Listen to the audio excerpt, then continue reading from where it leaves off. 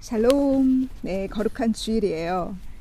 오늘 여기 영국 날씨가 마이너스 2도거든요. 어젯밤에는 마이너스 4도였고, 그래도 주님께서 먼저 기도하고 시작할게요. Heavenly Father, thank you so much.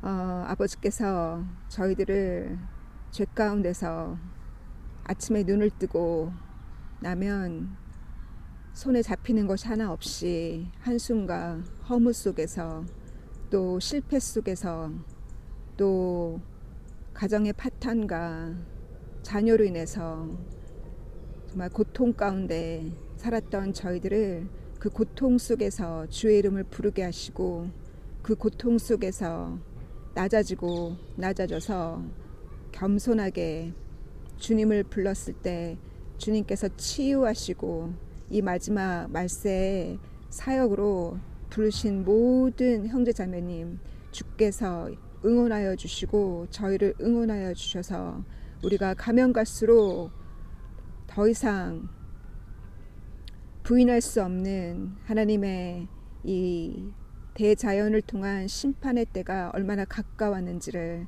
우리가 이 모든 이상 기후를 통해서 더욱더 깨닫고, 도리어 긴장하고, 주님께서 우리에게 주신 그 모든 계시의 정신들을 날마다 기억하고, 우리의 과거의 고통을 기억하고, 이스라엘 민족이 그 고통을 모든 매 시즌마다 주님께서 유월절을 통해서, 또 타바나클 초막절을 통해서 광야에서 어떻게 하나님을 만났는지, 또 하나님께서 모세를 통해서 어떻게 그 노예 생활로부터 해방시켜 주셨는지를 매해마다 기억하고, 우리의 고통을 기억하고 하나님의 도우심을 기억하는 것처럼, 우리가 날마다 하나님이 부르신 우리 고통 가운데 우리를 치유하시고 우리를 만나주시고, 이제는 우리가 이 마지막 말세의 사역으로 주님 앞에 이 일을 감사와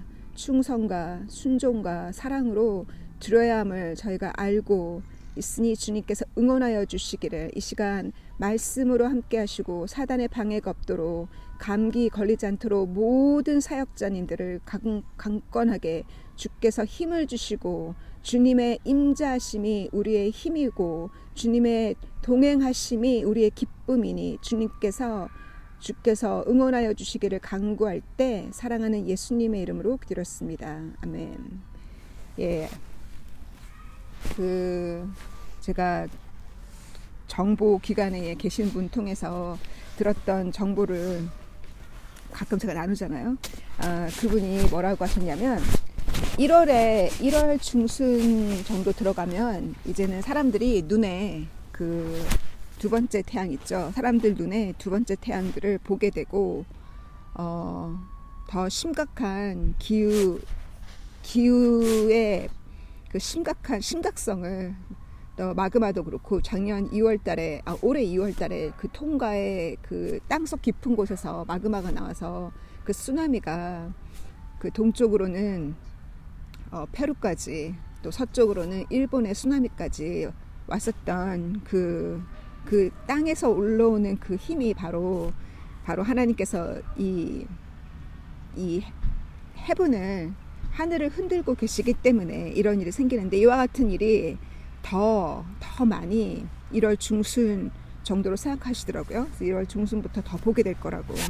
그래서 이렇게 하나님께서 하늘을 흔들고 마른 땅을 흔들고 있을 뿐 아니라, 우리가 보았던 또 징조 중에서 11월 말에 그 이스라엘의 프라임 미니스터가 벤자민 나타니야후가 거의 2009년부터 2021년까지인가 거의 20년 동안 정치인으로서 이 프라임 미니스터로 이스라엘을 다스렸잖아요. 근데 이 이스라엘도 좌파 우파가 있는데, 이 벤자민 야후는 중립에서 중립에서 오른쪽이에요. 근데 요번에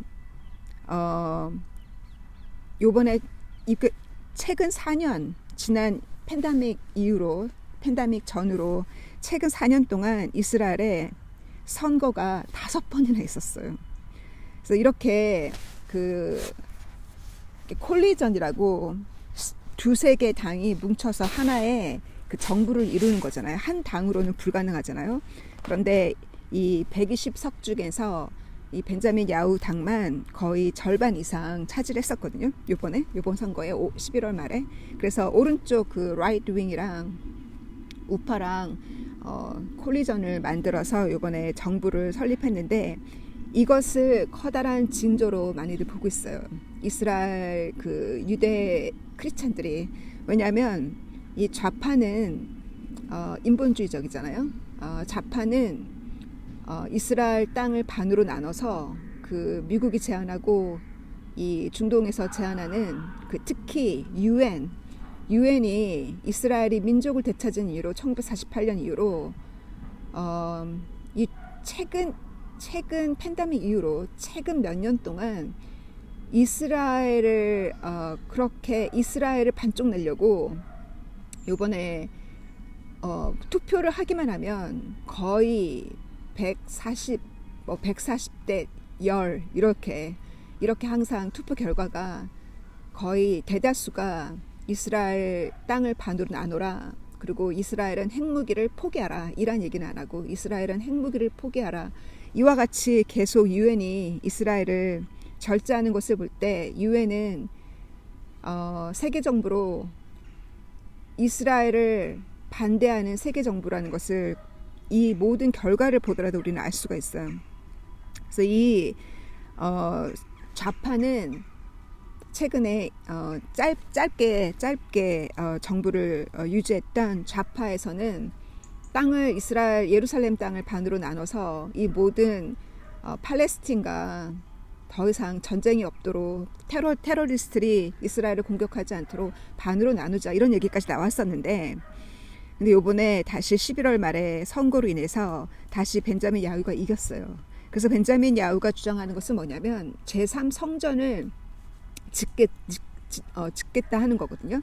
그래서 이 우파에 있는 정치인들이 많은 그 예언들, 계시와 예언들을 나누면서 이렇게 제가 몇몇 그 초막절 때부터 얘기를 나눈 것처럼 이 레드 하이퍼, 이 붉은 함소가 정말 점도 하나 없이 그 흠이 없는 정말 완전하게 붉은 이 레드 하이퍼가 남미에서 나오고 전 세계에서 나와서 지금 이스라엘에 5마리가 도착을 했잖아요.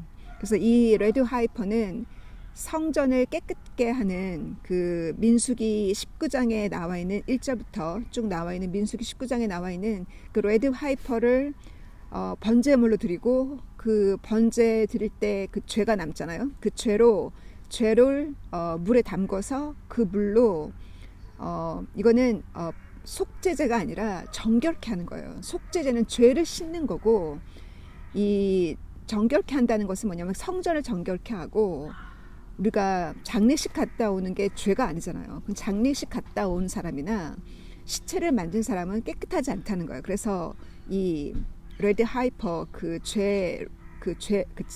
죄로 만든 그 물로 시체를 만졌거나 장례식 갔다 온 사람들을 깨끗게 하고 정결케 하고 그 성전에 들어가는 거거든요.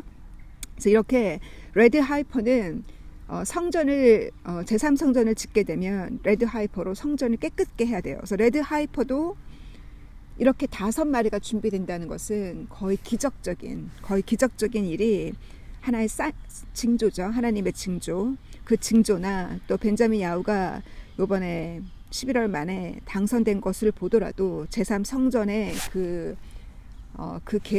계시가 앞으로 좀 빨리 이루어져 가고 있어요. 그래서 그 징조를 나눴고요. 또 이란의 핵무기는 가면 갈수록 빠르게 완성되어 가고 있고, 특히 북한이 전 잘 언어들을 잘 모르지만 북한이 그 핵무기의 그 머리, 그 헤드라 그러죠. 헤드, 그 하이퍼소닉 미사일을 만들 수 있는 그 딜리버리 시스템을 만들 수 있는 그 헤드를 북한이 이란에게 제공을 했다는 내용을 제가 또 들었어요. 그래서 그런 얘기를 통해서 이란과 중국과 특히 이번에 중국이 이번 주에 사우디아라비아를 방문했잖아요. 이 사우디아라비아가 중국보다는 항상 그 미국 쪽에 가까웠고 미국과 거래를 많이 했었고, 또 사우디아라비아와 이집트와 요르단은 이스라엘과 오랜 동안 평화를 유지했었거든요. 근데 이번에 그 우크라이나 전쟁 이후로 또 트럼프가 물러난 이후로 이스라엘은 점점점 고립되고 있어요. 유엔으로부터 고립되고 있고, 또 이 중국과 러시아가 이 아랍 사람들과 손을 잡기 시작하니까 결국은 이란과 사우디아라비아가 이스라엘과 적이 될수록 중국과 손을 잡고, 적이 되면 적이 될수록 이스라엘은 코너에 몰리고, 그것은 결국은 성경의 예언대로 이스라엘의 구원이 가깝기 때문에 이와 같은 제3성전과 더불어서 핍박은 점점 이스라엘을 공격해 들어오는 그 유브라데스 강이 말랐잖아요. 유브라데스 마른 강을 통해서 공격해오는 동방의 왕들이 지금 준비되고 있음을, 이것이 하나의 징조임을 우리는 알 수가 있어요. 이번 주에 주님께서 특별히 주신 저에게 너무나 감동으로 주신 말씀은 이 모세의 아내예요. 이 여자들에 대해서 정말 남자들이 크리스찬 신앙생활을 오래 했건 짧게 했건 정말 정말 믿음 좋은 아내를 얻는 것이 너무 중요하고, 여자들도 내 딸들을 시집 보낼 때 정말 믿음 좋은 남자에게 믿음 좋은 사람과 만나서 가정교회를 이루는 것이 얼마나 중요한지를 우리는 과거에 아브라함과 이삭과 야곱의 노정을 통해서, 또 모세의 노정을 통해서 다시금 또 배우고 또 배우게 돼요. 제가 이 미국의 자매님이 이 채널을 통해서 목요일 성경 그룹에 들어오신 자매님이 계세요. 그분이 항상 댓글을 달기 때문에 그분의 이름은 노출되어 있거든요. 론다라고. 론다가 아버지가 목사님인데, 제가 간증 몇 번 했던 것처럼 아버지가 목사로 있을 때 정말 유명한 목사님이었거든요. 주면 한국의 땅덩어리 같은, 영국의 땅덩어리 자체가 미국의 한 주보다 작잖아요. 그러니까 그 주의 대표 목사였으니까, 그 유스 그룹의 젊은 대학생들 전체를 관리하시고 그들을 목회하시던 대표 목사님이었으니까 얼마나 유명한 목사님인데, 목회하시다가 교회에서 일하는 자매님과 바람이 나서 쫓겨났잖아요. 이와 같은 일은 굉장히 허다하게 많이 일어나요. 왜냐하면 진리에 대한 정확한 깨달음이 없거나 주님을 향한 사랑이 진실이 아닐 때 눈에 보이는 교회 안의 자매와 형제에게 쉽게 마음을 빼앗기는 것이 인간이에요. 누구나. 그렇기 때문에 도리어 그렇게 마음을 뺏기면서 교회 생활을 할 것 같으면 차라리 마음이 뺏기지 않도록 교회를 안 가는 게 낫죠. 그죠? 차라리 주님을 홀로 섬기면서 가정교회를 이루고 개척교회를 하는 것이 도리어 낫다. 주님을 그렇게 주님의 사랑이 약해서 그런 죄를 그분은 두 번이나 그 죄를 두 번이나 짓고, 지금 아내로 있는 그분은 이방인이고, 두 번째 아내는, 세 번째 아내죠. 그러니까 세 번째 아내는 이방인이에요.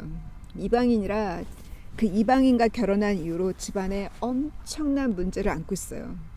저는 그래서 이 자매님이 저와 성경 공부를 통해서 저와 계속 기도를 하거든요. 아버지의 회개와 그 집안의 그 모든 조카들이 지금 개인 문제로 정말 고통을 앓고 있어요.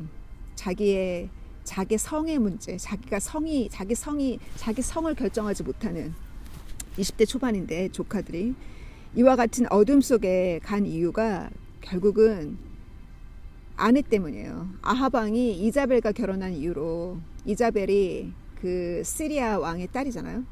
그 우상을 섬기는 아내 때문에 아합 왕이 점점 더 악해지고, 이자벨의 그 조언을 들었기 때문에 엘리야와 엘리사 당시에 얼마나 많은 악을 행했어요. 엘리야 시절이죠. 이 모세가 출애굽을 해서 도망간 곳이 지금의 에디오피아 쿠시로 도망가서 거기서 9년 동안 그 쿠시 왕의 조언자로 있다가, 쿠시 왕이 죽은 이후로 40년 동안 왕이 되었다가, 그리고 나서 결국은 그 쿠시 왕의 아내 그 여왕을 건들지도 않았잖아요. 왜냐면 하나님을 두려워했기 때문에. 하나님께서 얼마나 아내가 중요한지를 강조했잖아요. 하나님께서 아브라함의 첫 번째 아들 이스마엘을 선택하지 않았잖아요. 왜? 아내가 잘못됐으니까. 아내가 중요하다는 거예요. 그래서 결국은 사라 통해서 낳은 이삭을 선택했고, 이삭의 아내를 구하기 위해서 그 아브라함이 먼 여정을 보냈잖아요. 멀리 자기 부모가 자기 형이 있는 곳으로 자기 하인을 보내서, 엘리자를 보내서 그 레베카를 구하고, 그 레베카의 노정이나 또 야곱에게도 이삭이 뭐라 했냐면, 절대 네 형처럼 에서처럼 이 가나안 땅 여자를 아내로 두지 말고 어디로 가냐면 삼촌네 집으로 가라고, 레베카 집으로 가라고, 가서 너희 어머니 레베카 집에 가서, 외삼촌 집에 가서 거기서 너의 아내를 구하라고. 이 모든 노정을, 이 히스토리를 다 알고 있잖아요. 그래서 모세가 그 하나님을 두려워하고 그 여왕을 건들지 않았기 때문에 결국은 여왕에게 쫓겨났어요. 쫓겨나서 도망간 곳이 미디안이거든요. 그 미디안에서 그 루엘이라는 그 미디안의 제사장이죠. 제사장의 딸과 결혼하게 되는데, 그 딸의 이름이 지포라. 이 지포라는 하나님을, 아브라함의 하나님, 이삭, 야곱의 하나님을 두려워하고 모세 하나님을 두려워했어요. 그 하나님을 섬겼어요. 그래서 지포라의 믿음이 사라와, 아브라함의 아들 사라와 이삭의 아들 레베카와 또 야곱의 두 아내 라이첼과 레아보다 못하지 않았다는 거예요. 그 믿음이, 그 하나님을 두려워하는, 의를 추구하는 그 믿음이 결코 부족하지 않았다는, 지포라가. 그래서 그 얘기를 통해서 깨닫게 해주시기를 주님께서, 구약 성경에는 하나님이 선택한 모든 사람이 거의 대부분 남자들이잖아요. 그러나 마태복음 1장에 보면은 예수님의 그 지니올로지를 보면은, 그 계보를 보면은 거기에 세 명의 여자, 이방 여자가 들어있잖아요. 우리 유명한 그 스토리 알죠? 그 보아스, 보아스의 그 아내가 모압에서 온 아내를 그 아내 삼은 것처럼, 그 예수님의 그 족보 안에 3명의 이방 여자가 들어가 있어요. 첫 번째는 야곱의 12아들 중에 그 유다 지파, 유다가 결국은 그 창세기에 나와 있는 그 스토리처럼 자기 아들이, 큰아들 둘째 아들 다 죽고, 그래서 그 셋째 아들에게 자기 며느리, 첫 번째 아들의 며느리를 주기가 무서운 거죠. 또 왜냐면 막내 아들까지 죽을까봐. 그래서 결국은 거짓으로 불공평하게 며느리를 취급하다가 결국은 며느리가 하나님의 지혜를 얻어서, 하나님의 긍휼하심을 얻어서 그 며느리가 시아버지와 상간을 해서 결국 그 계보를 이어가잖아요. 그래서 하나님이 이 며느리를 이방인, 가나안 땅에서 만난 그 이방인 자기 며느리가 이 족보에 들어갔어요. 그죠?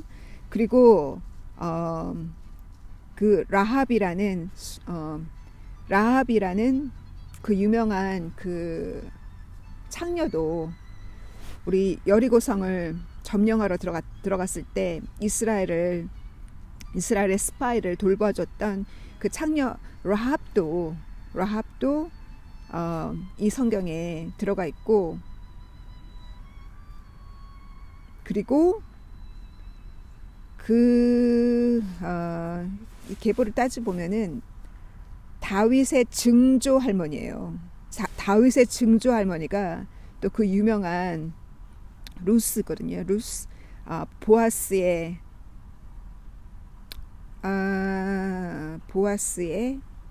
아내가 되었던 루스. 아합이 다윗의 증조 할머니고 다윗의 할머니가 루스네요. 그죠? 그래서 이 족보를 보면 이렇게 세 명의 이방 여자가 예수님의 족보에 들어가는 것처럼 이렇게 하나님께서 쓰신 여자들은 은근하게 숨어 있어요. 드러난 것이 아니라. 왜냐하면 아담과 이브의 타락으로 이브가 아담을 꼬셨기 때문에 이브의 타락으로 죄가 들어온 거라 하나님께서 이 여자들이 이 죄를 회개할 것이 더 많잖아요. 그래서 그 구약 성경에는 이렇게 숨어 있지만 성경을 자세히 보면 왜 하나님이 이시마엘을 선택하지 않고 이삭을 선택했냐면 그만큼 여자가 중요하다는 거예요. 그 부분이 다시 제 눈에 확 들어오는 거예요. 얼마나 사라가 중요한지를. 아브라함도 중요하지만 사라가 너무 중요하다는 거예요. 그래서 하나님께서 예수님께서 두 명의 천사와 함께 방문했을 때 반복적으로 말씀하신 게 아브라함 너는 전 모든 민족의 아버지가 될 거고 사라 너는 모든 민족의 어머니가 된다 그랬어요. 그래서 사라는 믿음의 어머니가 되었잖아요. 믿음의 어머니. 어떻게 남편을 섬겨야 되고, 남편은 여자의 머리라고 했고, 그리스도는 남자의 머리요, 교회의 머리요. 남자는 젊었을 때 선택한 너의 아내를 사랑하고 그 아내를 절대 내팽개치지 말고 사랑하고 기억하라 했어요. 잠언서에 나와 있죠. 여자는 남자의 크라운이라 했어요. 여자는 남편의 그 면류관이라고. 그 얘기는 뭐냐면 아내는 남자의 면류관이라는 것은 상이잖아. 상. 하나님께 정말 잘하면 아내를 상으로 받는 거예요. 그만큼 그 여자는 왜 하나님이 여자에게 남자를 섬기라, 여자의 머리는 남편이라 하였냐면 그 남편은 제가 지난 시간에 이걸 이 부분을 제가 한번 언급했었거든요. 하나님의 나라는 체계예요. 체계가 없이는 국가도 설 수 없고 군대도 설 수 없고 가정도 설 수가 없는 거예요. 하나님의 나라는 질서를 주거든요. 하나님은 얼마나 구약 성경에 질서를 두었어요. 그죠? 그 질서가 없이는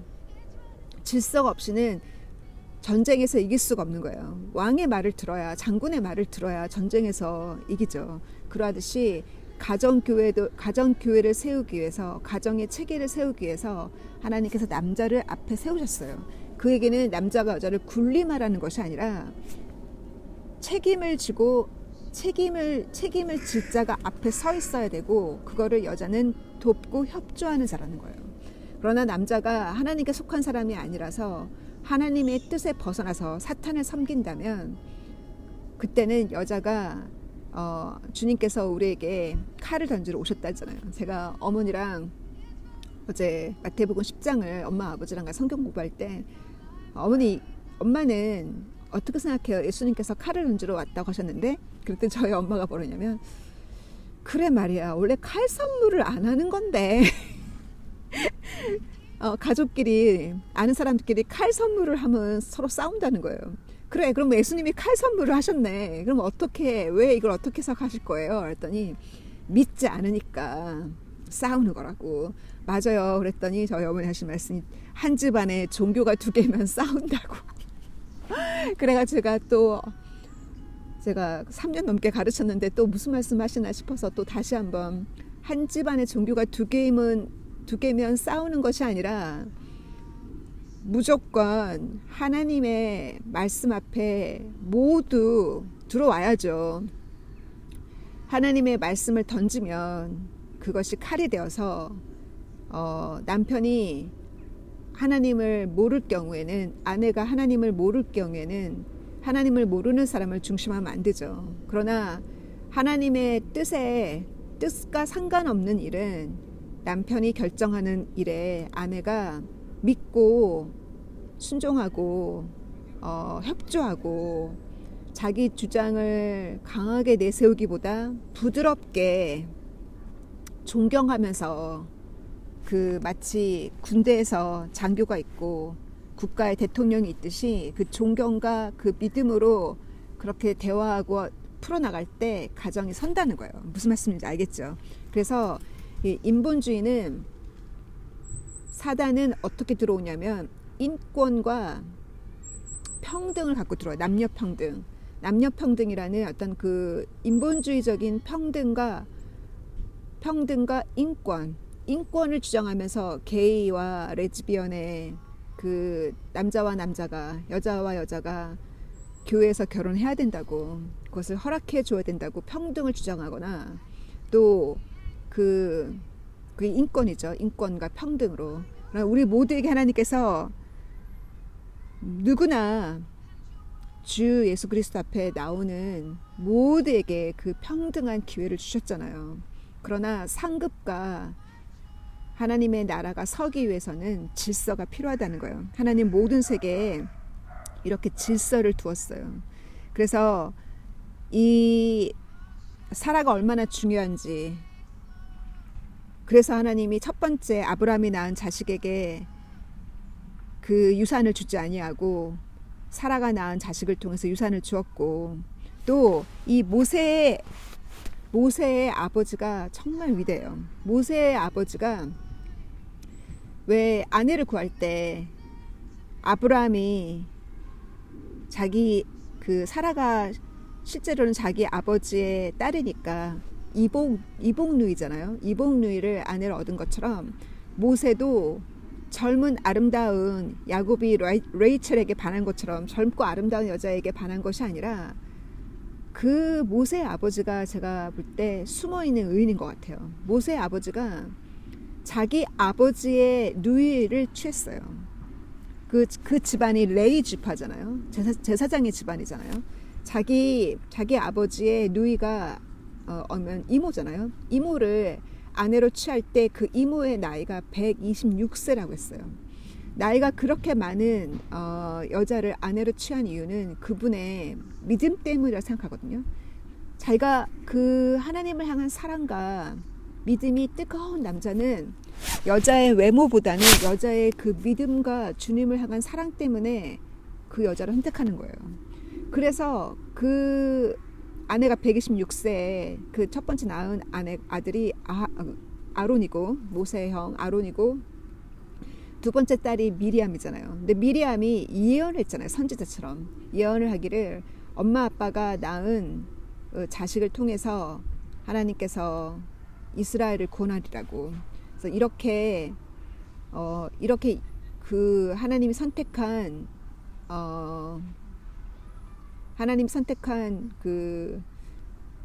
제가 또 영어로 녹음하고 또 한국어로 녹음하기 때문에 너무 좀 헷갈려요. 이 말씀을 제가 지난주에 올렸는지 올렸으면 반복적이지만 또 다시 한번 들어요.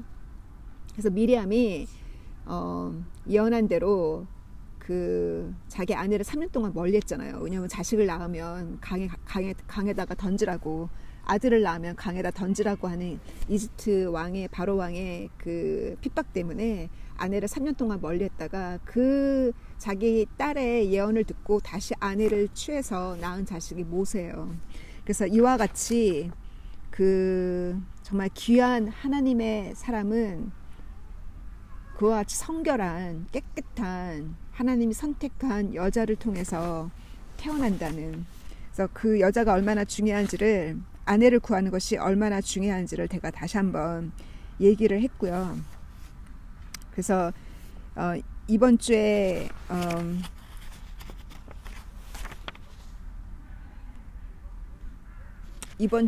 제가 그 BSF에서는 이제 11개 상하가 끝났거든요. 11개 상하가 끝나서 요나서를 했어요. 요나서를 했는데 우리가 예수님께서 여러 번 요나에 대해서도 언급하셨기 때문에 다 알고 스토리는 다 알고 있는 얘기지만, 그 중에서 다시 한번 저에게 와닿았던 것은 뭐냐면, 요나가 하나님이 니느웨 성에 가서 회개시키라고 했을 때, 내가 곧 심판하리라는 것을 가서 외치라고 했을 때 왜 가기 싫어했냐. 많은 이유가 여러분도 읽으면 왜 불순종했는지를 한번 생각해 보세요. 왜 하나님이 시킨 일에 불순종하는지. 우리에게도 하나님이 시킨 일이 있는데 불순종하잖아요. 알면서도 불순종하잖아요. 하나님이 하라고 하신 건데도 알면서도 불순종하잖아요. 꿈에 보여주신 사람들이 있는데 제가 가서 만나야 되는데 그 사람들 시선을 의식하느라고 연락을 못하고 저도 불순종하듯이, 왜 그 사람들 시선을 의식하느라. 이 니느웨 성은 4개의 강이 만나는, 그 유브라데스 강에 4개의 강이 만나는 지역이라 무역으로 굉장히 알려져 있고, 그 아시리아의 수도이자 무역이 활발한 곳이고, 이 시리아는, 이 니느웨 성은 굉장히 피바다였어요. 굉장히 크루얼하게 살인도 많이 일어나고 굉장히 무시무시한, 특히 어느 성경이냐면 요나 말고 나훔의 예언서 3장을 읽어보면 얼마나 니느웨 성 사람들이 소돔과 고모라처럼 악했는지를 다시 알 수 있어요. 그래서 왜 요나가 가기 싫어했냐면, 가면 돌 맞아 죽을까봐, 칼로 찔려서 죽을까봐. 마치 북한에 가서 복음을 전하라고 하면 갈 사람이 어디 있겠어요. 두렵죠. 무조건 순교잖아요. 그래서 거기 가서 죽느니 차라리 어디에요? 나를 바다에 던지라고 했잖아요. 솔직하게. 배가 막 풍랑을 일었을 때 나를 바다에 던지라고. 도리어 내가 죽겠다고 했잖아요. 그 요나의 성경 기절을 보면 차라리 죽겠습니다 하잖아요. 차라리 죽음을 선택하겠다고. 내가 니느웨 성 가서 복음을 전하느니 차라리 죽음을 선택하겠다고. 그만큼 주님이 부르신 그 부름을 감당하려면 무엇이 필요한지 알아요? 아무나 못해요. 죽음을 체험해 본 사람이 주님의 부르신 곳으로 가서 복음을 전할 수 있어요. 이미 죽었기 때문에. 요나가 이미 한 번 죽었어요. 바다에서. 요나가 죽었잖아요. 그 고래 뱃속에서 3일 동안. 이미 죽었기 때문에 갈 수 있었던 거예요. 죽음을 체험했기 때문에. 고통을 받고 받아서 죽음을 이미 체험했기 때문에 더 이상 이 고통에서 벗어날 수 있는 길은 순종밖에 없거든요. 그래서 순종하는 선지자의 노정을 갈 사람이 계세요. 얼마나 더 고통을 받아야, 저는 그렇게 나눴거든요. 그렇게 썼거든요. 요나서를 통해서 무엇을 깨달았냐고. 고통을 덜 받아서 그래요. 얼마나 고통을 더 받아야 순종하시겠어요. 얼마나 더 고생해야, 얼마나 더 고통 속에 살아야 주님이 부르시는 그 부르심에 순종하고 성경 공부에 나오고 주님이 시키시는 곳에 가서 복음을 전하겠어요. 그래서 고통을 덜 받아서 그렇다고. 요나가 이미 죽었기 때문에 느느웨 성에 갈 수 있었어요. 그래서 느느웨 성에 가서 외쳤는데 그들이 회개하는 것을 보고 하나님이 심판을 미루셨을 때 어떻게 했어요? 요나가 엄청 화가 났잖아요. 왜 하나님이 심판을 안 하시는지. 주님께서 우리에게 묵시와 많은 힘과 주님의 천국책과 지옥책으로 하나님이 곧 심판하신다 그러는데 왜 안 하시지? 저는 7년 동안 기다리고 있거든요. 7년씩 10년씩 기다리는데 하나님이 아직도 심판하지 않으시고 팬데믹도 경험하고 가면 갈수록 이 모든 지진과 기근과 이 모든 이상기후로 이렇게 우리가 고생하고 있는 이 모든 고통을 엘리야가 3년 동안 그 기근 동안 힘들었던 것처럼 그렇게 숨어서 이세벨이 추적하니까 자기를 잡으려고 아합이랑 그걸 피해 3년 동안 숨어 있었던 것처럼 우리도 하나님께서 심판을 미루시고 하나님은 slow to anger, 하나님은 성내시기를 천천히 성을 더디내시잖아요. 하나님께서 이렇게 미루면 미룰수록 하나님의 사람들이 뚫고 지나가야 할 환란이 있어요. 이와 같이 요나가 외쳤더니 죽음을 무릅쓰고 외쳤더니 그들이 특히 왕이 회개해서 왕이 명령하니까 동물로 비롯해서 인간의 모든 시민들이 금식을 했잖아요. 금식이 그만큼 하나님을 감동시키는 금식을 했을 때 하나님이 심판을 미루셨고 그로 인해서 요나가 화가 났어요. 그래서 하나님께서 심판을 미루시고 하나님께서 때를 미루실지라도 절대로 섭섭하거나 그로 인해서 지치지 않도록 7년 기다렸습니다. 10년 기다렸습니다. 라고 우리가 기다리고만 있을 것이 아니라 우리도 요나처럼 외칠 수 있으려면 주님의 사랑을 나의 고통만큼 주님의 사랑을 받았기 때문에 순종할 수 있고 고통만큼 주님 앞에 순종할 수 있어요. 고통만큼 순종할 수 있고 고통만큼 더 주님을 사랑할 수 있고 내가 내 인생에 그 허무함 아무리 박사를 따면 좋은 대학을 들어가면 정말 내가 원했던 그 직업을 구하고 나면 뭔가 그 인생의 만족을 누릴 것 같지만 그 만족 없이 그 허무함을 체험하며 살고 있을 때 주님이 우리를 방문하셨잖아요. 그래서 우리가 주님이 치유해 주셨기 때문에 순종하고 주님이 우리에게 주신 이 말세 사역을 하라고 주님께서 작은 선지자들로 다 부르셨잖아요. 그래서 주님께서 이 채널을 따라오는 모든 자들은 다 나의 작은 선지자들이라고 하셨어요. 그러니까 주님께서 주신 그 선지 사역을 잘 감당하시길 바라요. 그래서 요나가 기원전 760년에 복음을 외쳤는데 요나가 외쳤을 때 그들은 회개했지만 그 이후로 150년이 지나서 100년이 지나서 이게 정확하게 100년이 지나서 하나님이 나훔을 통해서 다시 하나님이 니느웨를 심판하리라는 것을 하나님이 나훔을 통해서 예언을 했어요.